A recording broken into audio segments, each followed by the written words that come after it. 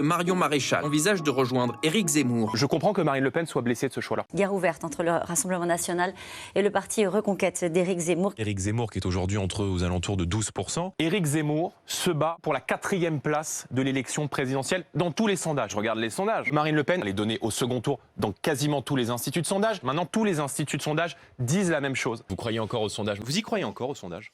Le polémiste est crédité à 17% des intentions de vote devant Marine Le Pen. Elle s'est effondrée très très vite dans les sondages. Est-ce que vous réussissez à l'expliquer? Non mais les sondages, moi écoutez, vous y croyez encore aux sondages? Dans les sondages, derrière Éric Zemmour. Vous croyez encore aux sondages? Au mois de février. Vous croyez encore aux sondages, monsieur Bourdin? Reconnaissez que la nouvelle méthode des sondages, qui vise à ne prendre en compte que les certitudes de vote. Franchement, tous vos confrères en dehors des plateaux de télévision nous disent que ces méthodes sont quand même des méthodes un peu particulières. Les sondages font un peu de sensationnel.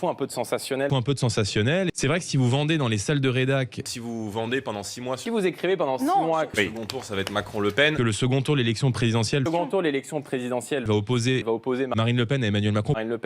Vous n'allez pas vendre suffisamment de papier. Ça va pas faire vendre. Je n'ai aucune confiance dans le décryptage qui est fait des sondages. On a vu que les sondages se sont complètement plantés aux élections régionales. Les élections régionales devraient tous, vous comme moi, nous servir d'humilité. Je pense que le résultat des élections régionales devrait servir de leçon et devrait faire preuve d'humilité. Je pense que le résultat des élections régionales, comme le résultat des précédentes élections, en tout cas les pronostics qui en avaient été faits, doivent, vous et moi, nous appeler à l'humilité. Donc je suis prudent. Donc je suis prudent avec les sondages. Je suis extrêmement prudent avec les sondages. Encore une fois, moi je suis prudent avec ces sondages. J'ai toute réserve sur les sondages. Les sondages qui disent tout et le contraire de tout. Qui disent tout et le contraire de tout. Et le contraire de tout... Mais vous en avez marre qu'on en parle. Non, vous croyez encore aux sondages? Vous y croyez encore aux sondages? Mais en tout cas, la dynamique...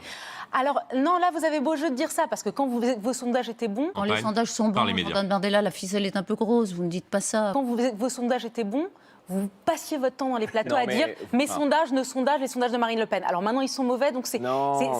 Ceci dit, ça, c'est tous les hommes politiques.